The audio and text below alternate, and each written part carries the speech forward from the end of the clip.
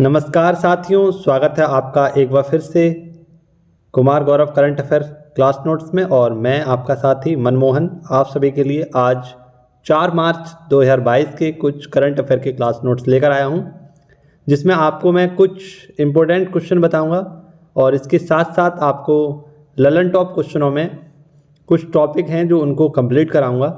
तो पूरी वीडियो को आप अंत तक अवश्य देखना, बहुत मज़ा आने वाला है इसकी वीडियो में और काफ़ी खास वीडियो है आज की। तो पूरी वीडियो आप अवश्य देखना, क्योंकि आज मैं आपके लिए 2 स्पेशल राज्य भी लेकर आया हूँ, प्रमुख उत्सवों की एक लिस्ट लेकर आया हूँ, जापान के बारे में कुछ फैक्ट लेकर आया हूँ और राष्ट्रपति से संबंधित हम क्वेश्चनों पर भी चर्चा करने वाले हैं। तो आइए और देखते हैं आज का पहला क्वेश्चन क्या कहता है। पहला क्वेश्चन आपकी स्क्रीन पर है, विंडसर फ्रेमवर्क। ये भविष्य की परीक्षाओं में पूछे जाने वाला एकमात्र क्वेश्चन होगा आपका, जिसे आप तैयार कर सकते हैं। तो विंडसर फ्रेमवर्क इंग्लैंड और यूरोपियन यूनियन के मध्य इसको क्या किया गया, हाल ही में आयोजित किया गया था। ठीक है, और विंडसर फ्रेमवर्क आप सभी लोग याद रखना, इंग्लैंड और यूरोपियन यूनियन, जहां पर इंग्लैंड की तरफ से आपके राष्ट्राध्यक्ष कौन है, ऋषि सुनक, और यूरोपियन यूनियन की तरफ से उर्सुला वॉन डेर।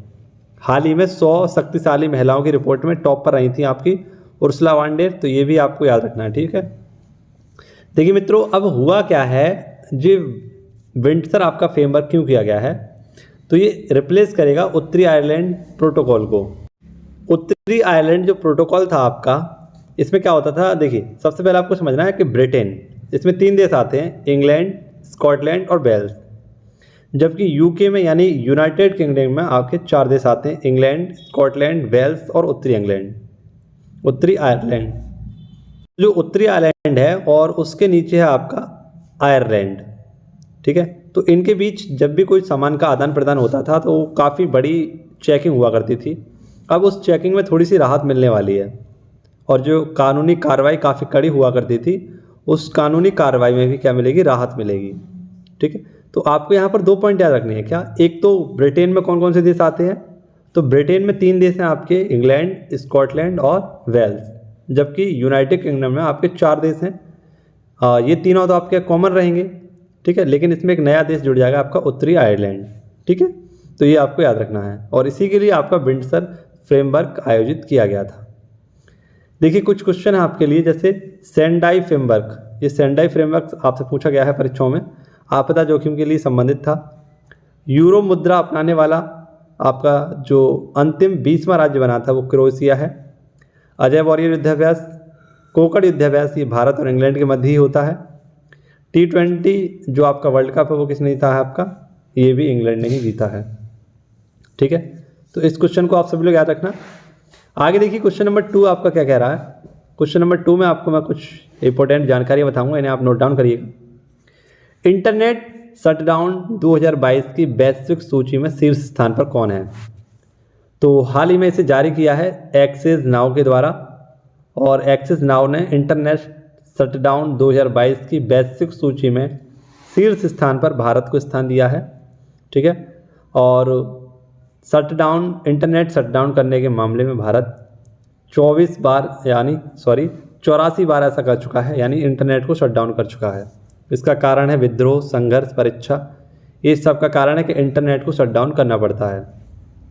बात करें स्टेट में टॉप पर कौन है, तो जम्मू कश्मीर है, और द्वितीय स्थान पर आपका राजस्थान है। ठीक है, लेकिन पूरे विश्व में वैश्विक सूची में दूसरे स्थान पर कौन है आपका, तो यूक्रेन है। ठीक है, यूक्रेन की राजधानी कीव आप सभी को पता है, और कीव किस नदी के किनारे बसा हुआ है, तो नीपर नदी के किनारे बसा हुआ है। किस नदी के किनारे, नीपर नदी। यहाँ के राष्ट्रपति का नाम आपको पता ही होगा, अगर नहीं पता है तो आप लोग नोट डाउन करिएगा, जेलेंस्की। कौन है यहाँ के राष्ट्रपति, जेलेंस्की, जिन्हें 2 बहुत ही बड़े पुरस्कारों से सम्मानित किया गया है। एक तो time person of the year ये चुने गए हैं, इसके साथ साथ लिबर्टी पुरस्कार से इन्हें सम्मानित किया गया है, और एक विजडन चर्चिल अवार्ड है, इससे भी इन्हें सम्मानित किया गया था यूक्रेन के राष्ट्रपति को। यूक्रेन का ही एक शहर है जिसका नाम है ओडेसा, हाल ही में यूनेस्को की खतरनाक जो हेरिटेज साइट है उसमें शामिल किया गया था ओडेसा को।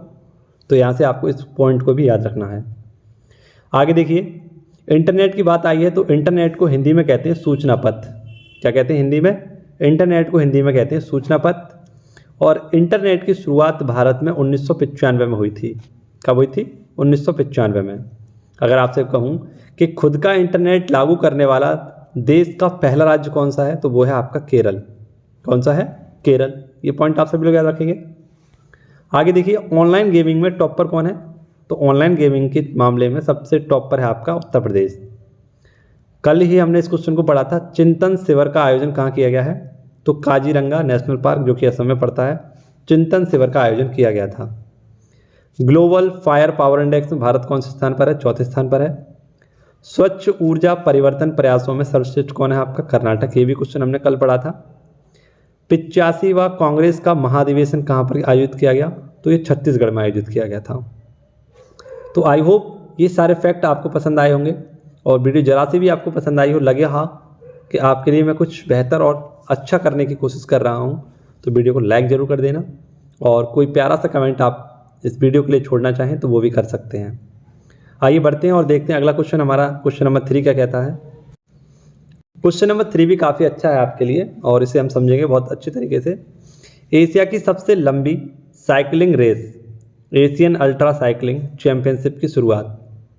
तो सबसे पहले समझते हैं कि एशिया की सबसे लंबी साइकिलिंग रेस ये क्या है। 1351 किलोमीटर इसकी कुल लंबाई होगी। 12 से 14 दिन के मध्य ये चलने वाली है। इसमें 29 खिलाड़ी भाग लेंगे इस साइकिलिंग में, जिसमें एक महिला भी शामिल है जिनका नाम है गीता राव। तो यहीं से आपका क्वेश्चन इंपॉर्टेंट बन जाता है कि 29 खिलाड़ियों में पहली महिला या एकमात्र महिला कौन है? तो गीता राव। और ये एशिया की सबसे लंबी साइकिलिंग रेस होगी, इसलिए आपको इसे याद रखना होगा। इसकी शुरुआत श्रीनगर से होगी और इसका अंत कहाँ पर होगा? तो कन्याकुमारी। और इस रूट पर आपका जो नेशनल हाईवे पड़ता है जिसका नाम है NH44, जिसका ओल्ड नेम क्या था? NH7।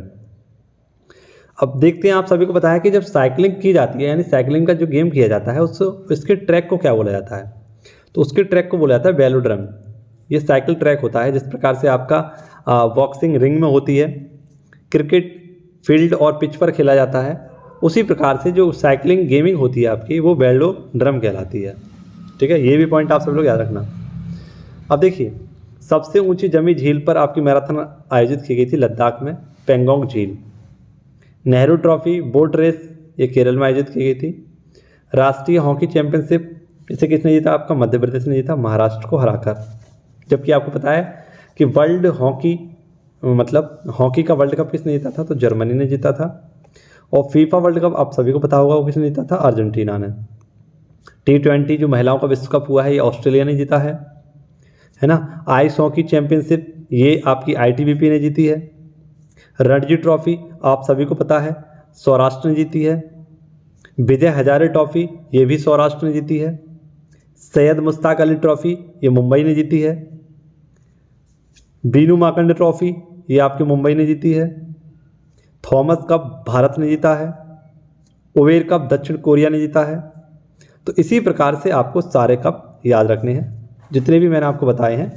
यहाँ पर आपका बेस्ट रिवीजन चलता रहेगा, बशर्ते आप अगर क्लास को पूरा देखते हैं तो आपका कंटेंट बहुत अच्छा तैयार होने वाला है।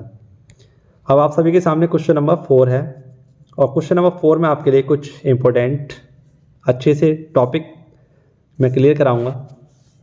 क्वेश्चन नंबर 4 है आपका, देखिए, सिन्यू मित्री युद्धाभ्यास, और ये वायुसेना का एक युद्धाभ्यास है जो 1 मार्च और 2 मार्च को आयोजित किया गया था। कहाँ पर किया गया? तो जापान में किया गया था। और किस किस के मध्य होता है? तो भारत और जापान के मध्य होता है। भारत की तरफ से इसमें C-17 ग्लोब मास्टर ने पार्टिसिपेट किया था। ठीक है, और आप सभी लोग याद रखना, धर्म गॉर्जियन और वीर गॉर्जियन भी भारत और जापान के मध्य आयोजित किए जाते हैं। जापान की बात आई है तो जापान के बारे में 2-3 बातें आपको याद रखनी है।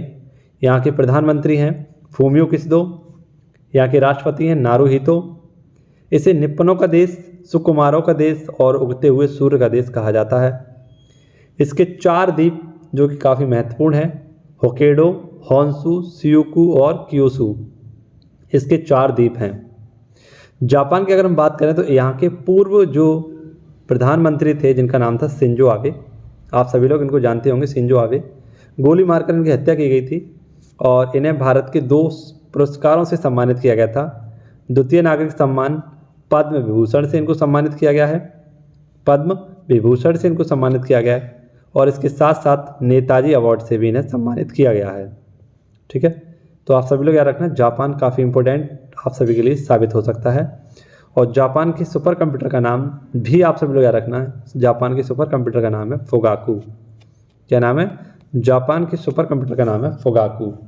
ठीक है, और ये सारे पॉइंट आपको याद रखने हैं जापान से।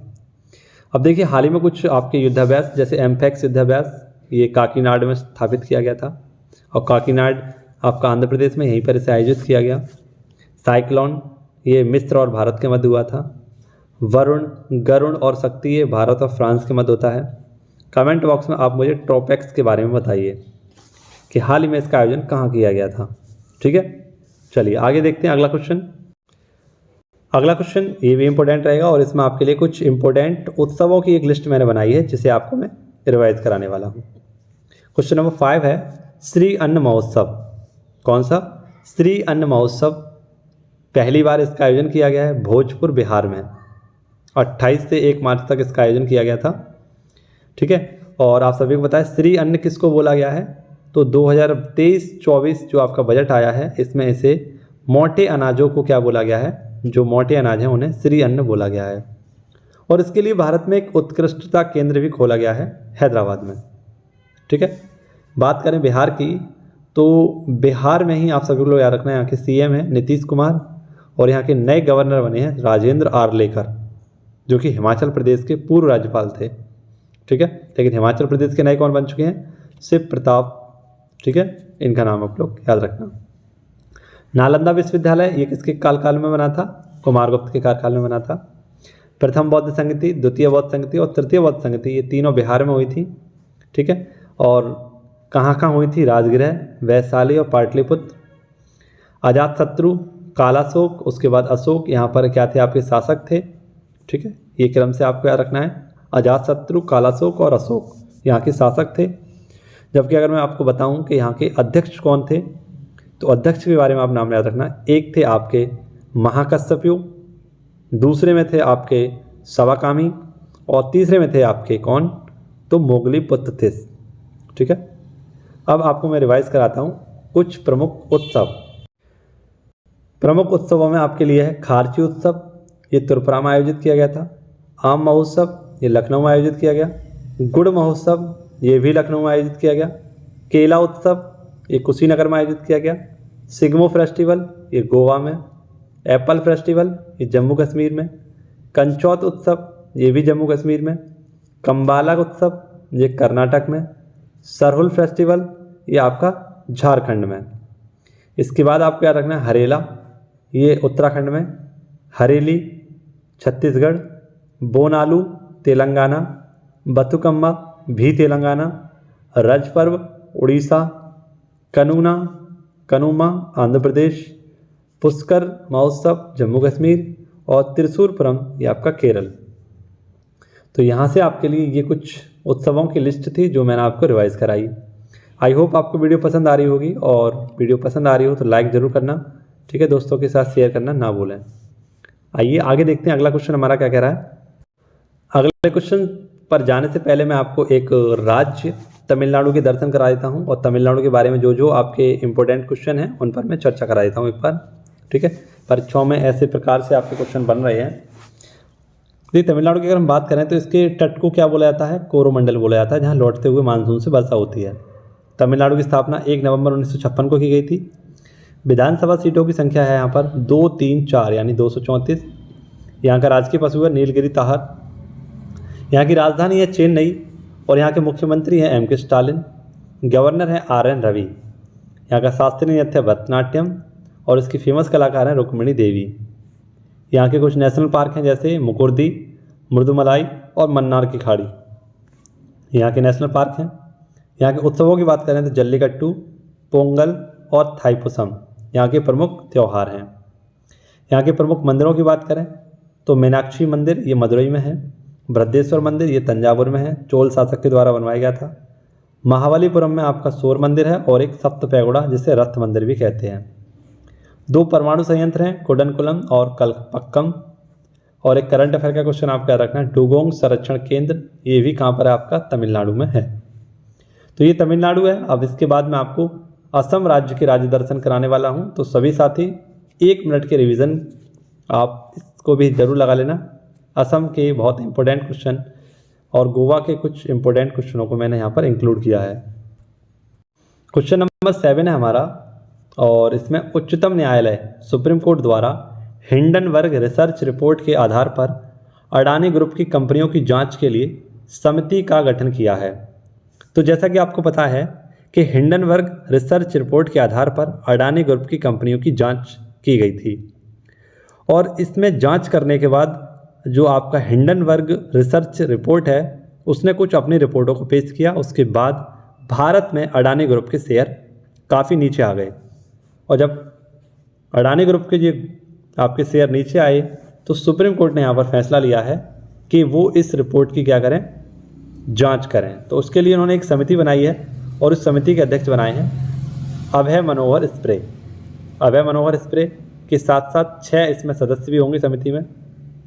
अब आपके मन में बात आ रही होगी कि हिंडनबर्ग रिसर्च रिपोर्ट जो है ये कहाँ की है, अमेरिका की है, और इसने अडानी ग्रुप पर क्या क्या आरोप लगाए थे उसके बारे में हम थोड़ा सा पता कर लेते हैं। जैसे बाजार में हेरा फेरी का आरोप लगाया था अडानी ग्रुप पर, मनी लॉन्ड्रिंग का, यानी कि ब्लैक मनी को वाइट मनी में कन्वर्ट करने के लिए, है ना, आपका आरोप लगाया गया था। किस प्रकार से, जैसे टैक्स हेवन जो देश होते हैं आपके, है ना, यहाँ पर अपनी कंपनियाँ खोली और उसके माध्यम से इन्होंने ब्लैक मनी को वाइट मनी में कन्वर्ट किया, ये आरोप लगाया। जो टैक्स हेवन कंट्री होती है यहाँ पर या तो टैक्स बिल्कुल नहीं लगता है या टैक्स कम लगता है, ऐसे कंट्रियों को टैक्स हेवन कंट्री कहा जाता है। तो ऐसी कंपनी ऐसे ही देशों में अडानी ग्रुप ने अपनी कंपनियां खोली, और उसके बहाने जो ब्लैक मनी जो बन रहा था भारत में उसको वाइट मनी किया गया था, और इस क्रिया को बोला जाता मनी लॉन्ड्रिंग। तो ये आरोप किसने लगाए थे, आपके हिंडनबर्ग ने अडानी ग्रुप पर लगाए थे, और जिसके बाद अडानी ग्रुप के शेयर धड़ल्ले से नीचे आ गए।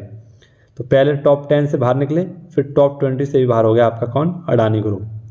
और अब तो पता ही है आपको क्या हालत चल रही है। देखिए मित्रों, कुछ केस हैं जो आपके सुप्रीम कोर्ट से संबंधित होंगे। जैसे केशवानंद भारती केस 1973 का है।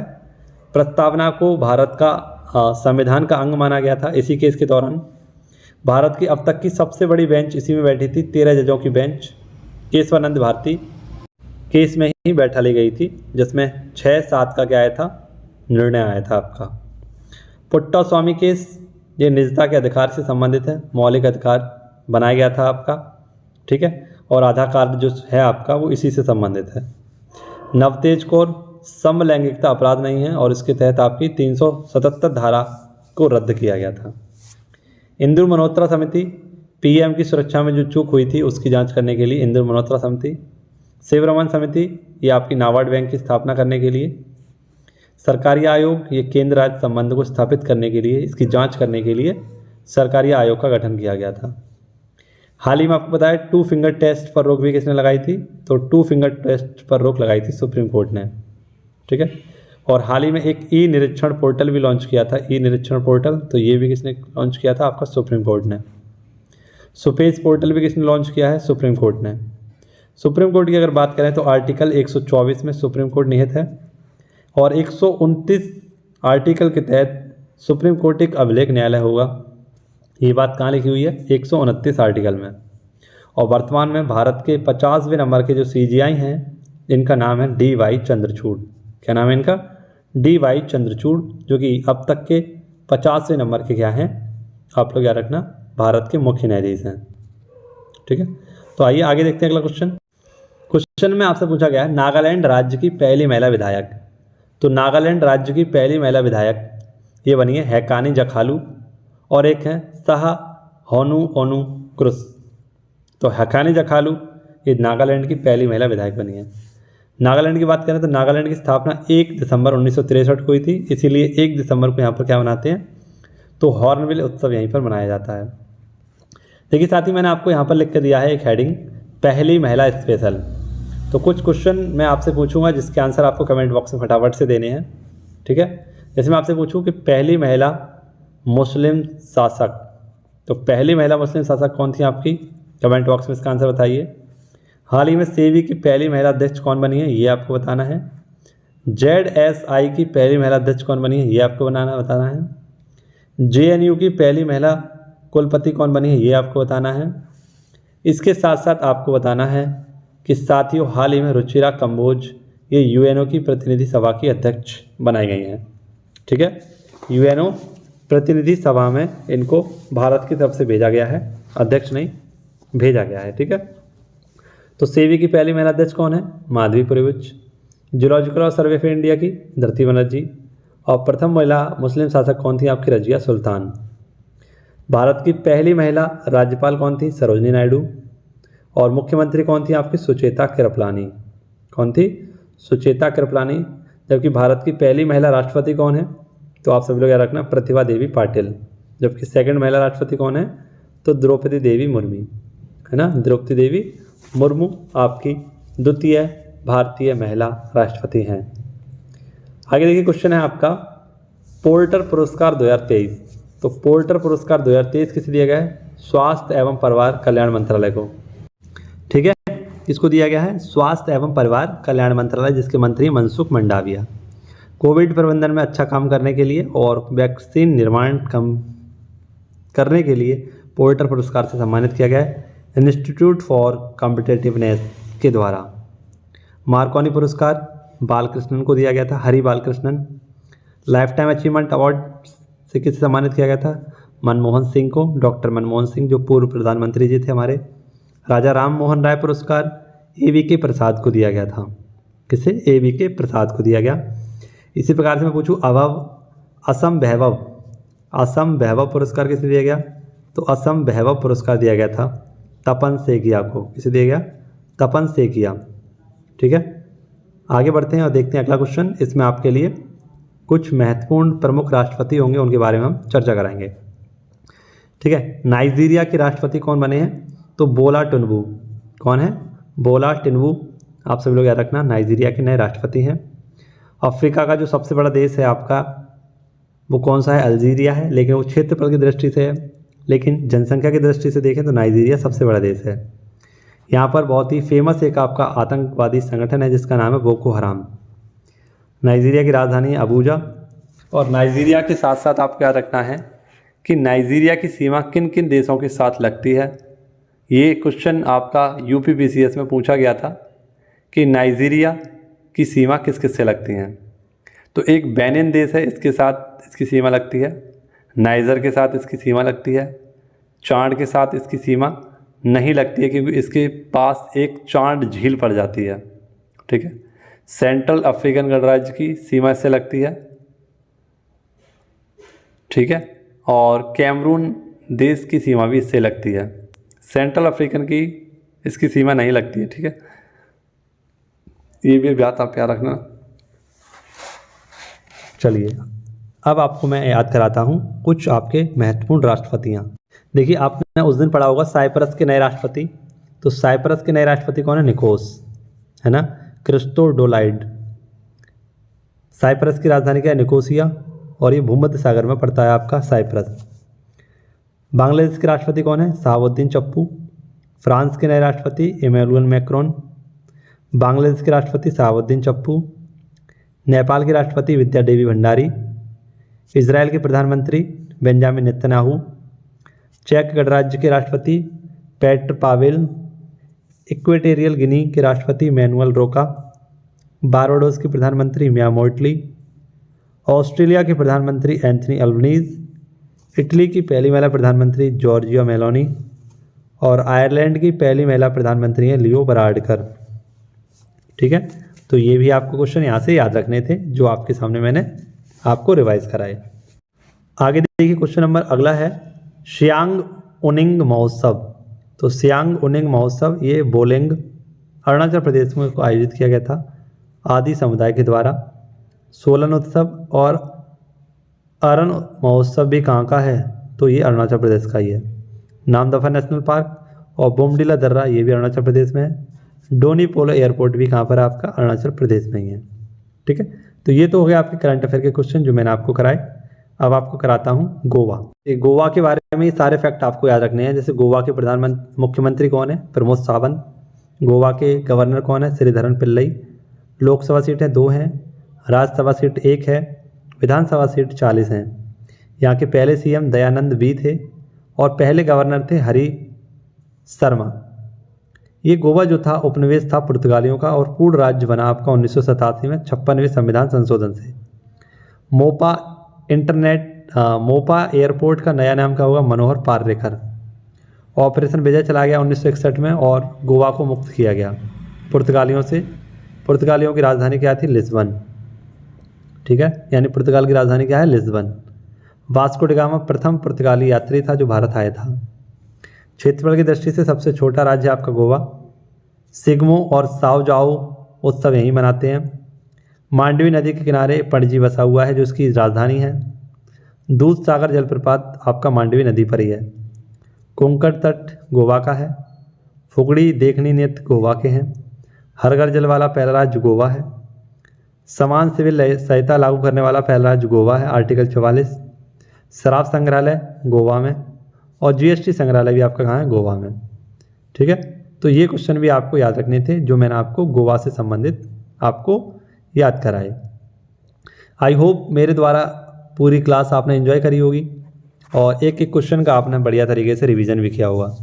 ठीक है, कोई भी क्वेश्चन अगर आपको कमेंट बॉक्स में पूछना हो तो आप बेझिझक कमेंट में पूछ सकते हैं। ठीक है, और जितने भी साथियों ने चैनल को अनसब्सक्राइब किया था वो सभी साथी सब्सक्राइब कर लें चैनल को।